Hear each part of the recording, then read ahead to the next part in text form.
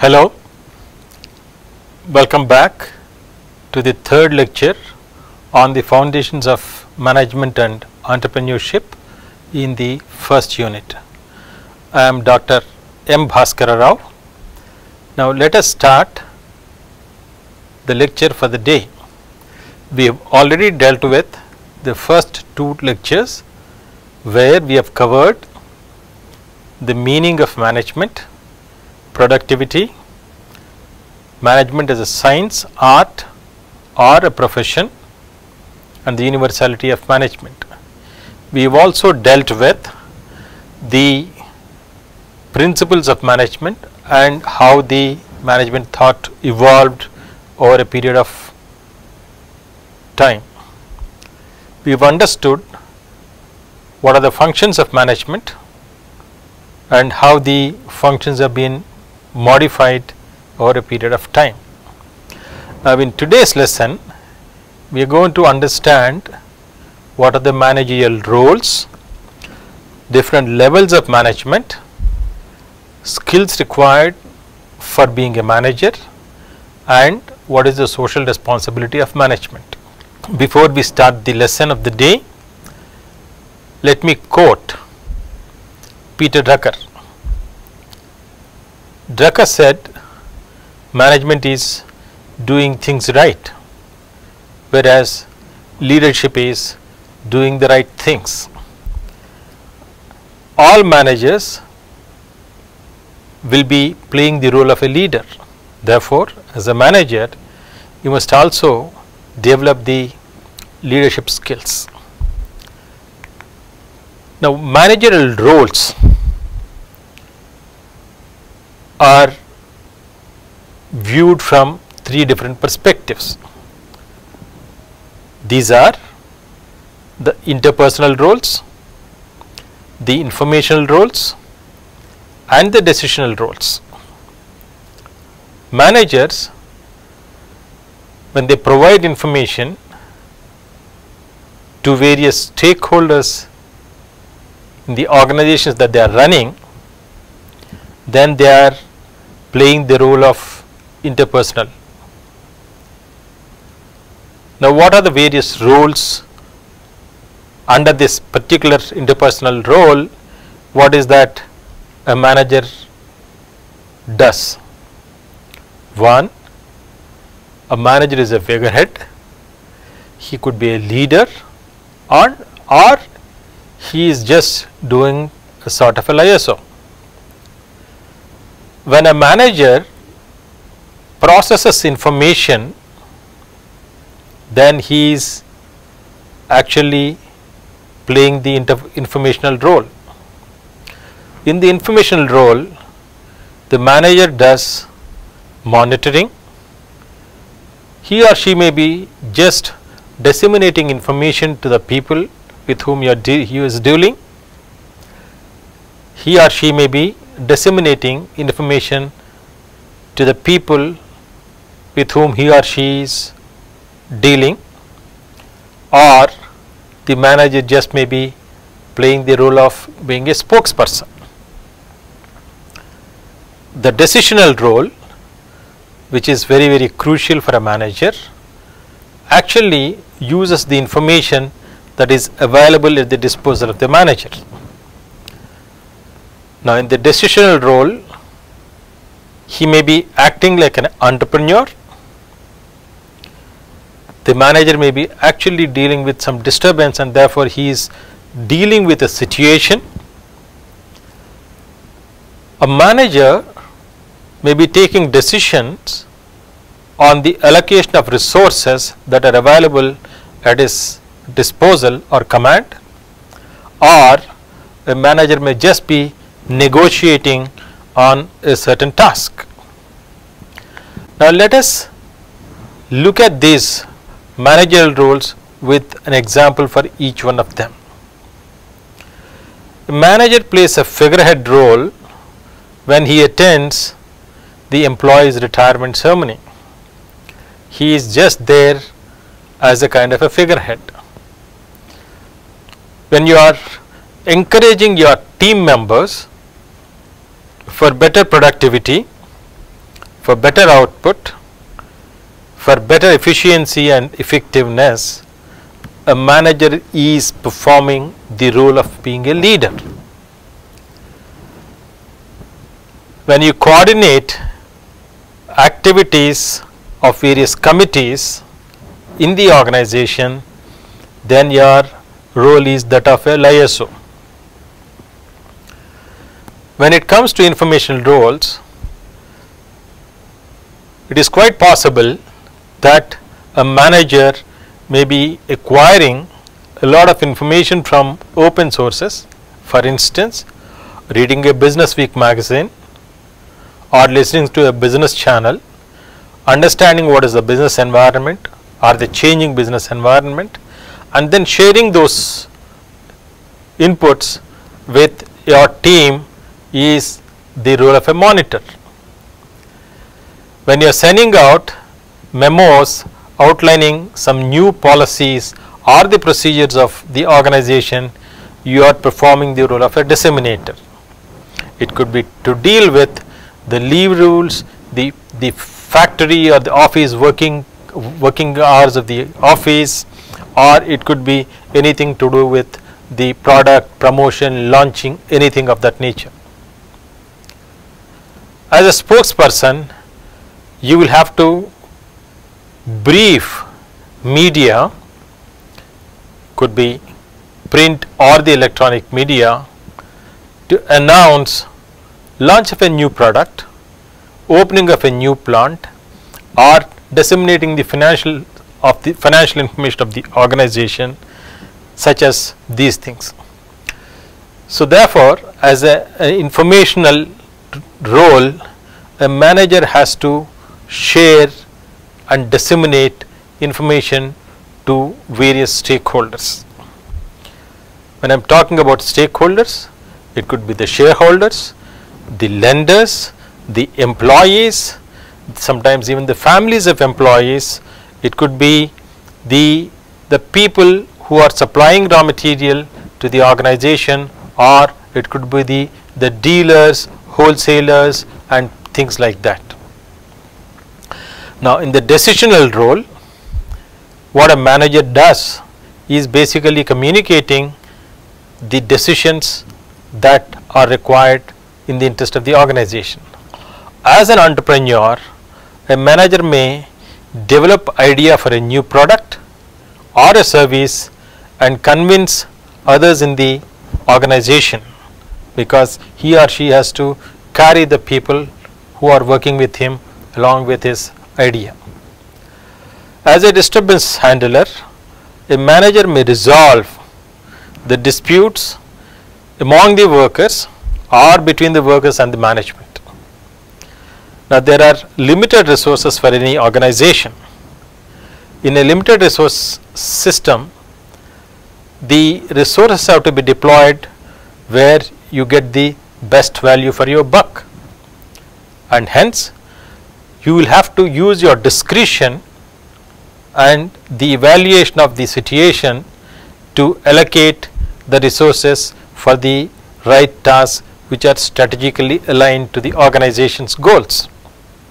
When there are issues related to the labor or the employees of the organization, you may have to be a mediator, or you must be a negotiator to settle the issues amicably. Therefore, in the decisional roles, you will also play the role of being a negotiator. Hence, altogether we have talked about 10 different roles under 3 different categories that managers play. Now, I want you to reflect on what are the advantages of good interpersonal skills for a manager in organizational as well as managerial outcomes. As an individual, you need to reflect what would be advantageous to you if you develop good interpersonal skills. You take your time, but do reflect on this, because this introspection would help you. I also would suggest you to reflect on why some companies are rated better by the employees to work for. Is it because of the organizational performance? Is it because of the satisfaction that the employees derive in those kinds of organizations? And if you are able to understand why some places are rated as better workplaces, think about what kind of a workplace you would like to join. Would you like a place where the organizational performance is spectacular, or would you like a place where you derive satisfaction for yourself? Now let us look at what are the managerial skills. Now manager skills can be broadly looked into 4 different categories. The first one is technical skills. Every manager should have the ability to apply the specialized knowledge or expertise that he or she possesses in the job that is assigned to him. So if you are a manager who are working in the area of human resource management, you must have the expertise in human resource managerial practices, policies and procedures. If you are working in the area of agriculture, you must know what are the technical skills required for being an agricultural manager. Then you must have the second skills, which are related to human skills. Human skills are the ability to work with, understand and motivate other people, both as an individual and as a part of a group, because managers' work revolves around working with people throughout his career, and hence you must develop the art of dealing with human beings and making them to perform what they are intended to do. Then the third skill that you require is the conceptual skill, which is the mental ability to analyze and diagnose complex situations so that you are able to make decisions based on your assessment of the situation. As a manager, you must develop to think analytically, diagnose the problems or issues and take decisions which are relevant to the context in which you are working. The fourth and important skill that managers should today possess is the design skill. Design skill is the ability to solve problems in ways that will help the organization in which you are working to remain competitive. So these 4 are considered to be the basic managerial skills. The question then is, in an organization there are different levels of managers. You have at the lowest level the first level of supervisors or the lower level of management. At the middle we have the middle level of managers, and at the top you have got the top management. Now whether these 4 skills which we talked about, namely the technical skills, human skills, conceptual skills and design skills, are equally necessary and applied at all the 3 levels of management. In fact, the application of the skills keeps varying according to the organizational hierarchy. When you are at the first level of management or the lower level of management, you tend to use more of technical skills and human skills and less of conceptual skills and design skills. As you rise up the ladder in the echelons of management, at the top management you need to have more of conceptual skills and the design skills. So the skills are applied at different levels of intensity, at different levels of management. Now here is the diagram which we call as organogram, representing the organizational hierarchy. In the organizational hierarchy, we always start at the top with the top management, then we show the middle management, and at the bottom we show the lower management in the organization. As is evident, the number of people will be lower as you move up the pyramid. Typically an organization will have a pyramidal structure. At the top level you got the least number of people, and at the bottom you got large number of people. Now what is the distinction from one level to the other level of management? Now let us look at first in terms of action. At the top level, the actions of top management would be related to mainly creating a vision, mission, objectives and strategy formulation for the organization, which means these are the people who are involved in the policy making related to the organization. The middle level of the organization works as a sort of a link between the top management and the lower level management. They manage the activities of other managers. The lower level is the one which is in direct contact with the employees of the organization for implementation of the policies which are taken by the top management. When it comes to the representation, the top management is represented by designations such as Chief Executive Officer, President, Chairman, Managing Director, etc. At the middle level, usually these are the functional heads or the immediate subordinates for the top managers. They could be General Manager Marketing, General Manager Finance, Finance Head, Operations Head, and so on and so forth. At the lower level, the designations are usually the section head, supervisor, foreman, or the first line of managers.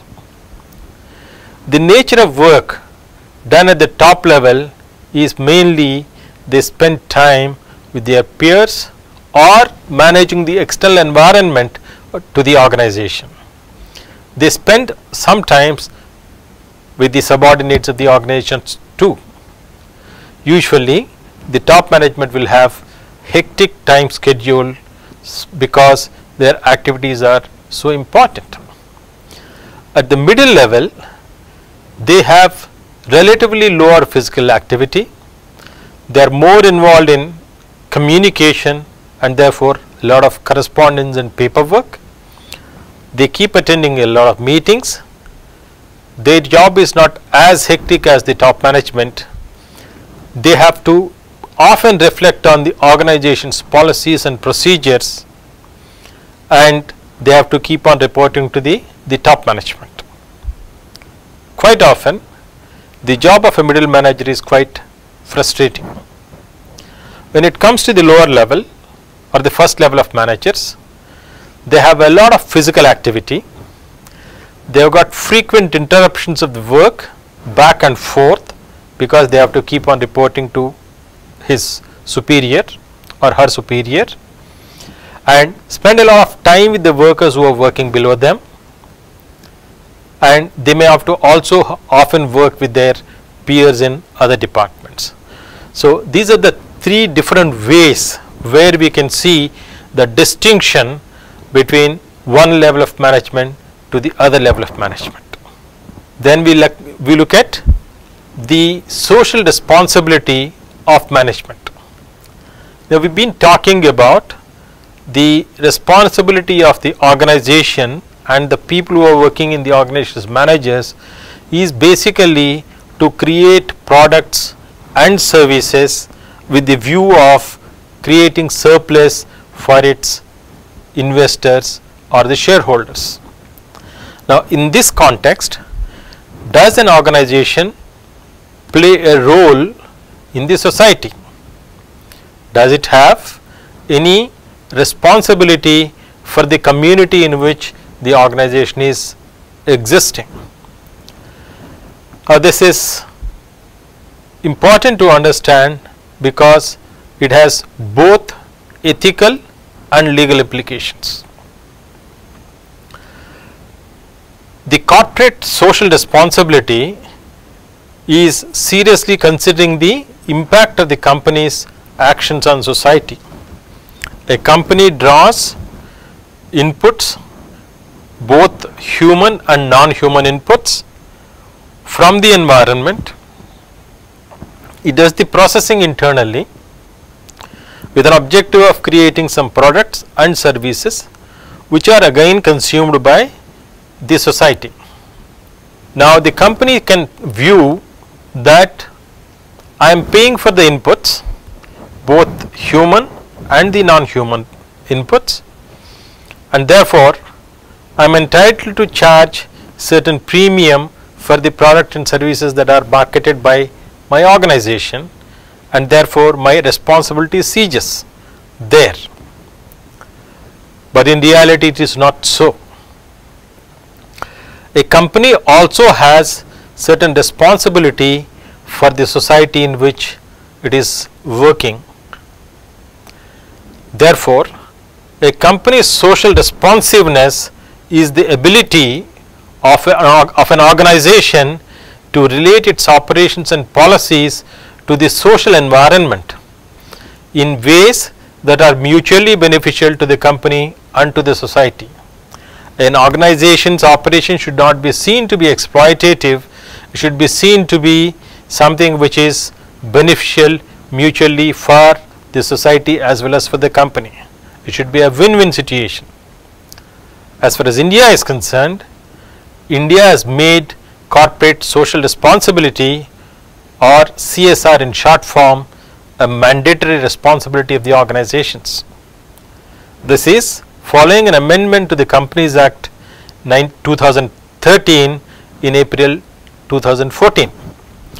Businesses are mandatorily required to invest a certain percentage of their profits in areas such as education, poverty alleviation, that is poverty alleviation, gender equality and hunger as a part of CSR compliance. Now, with this we have concluded the third lesson of the unit 1. Thank you.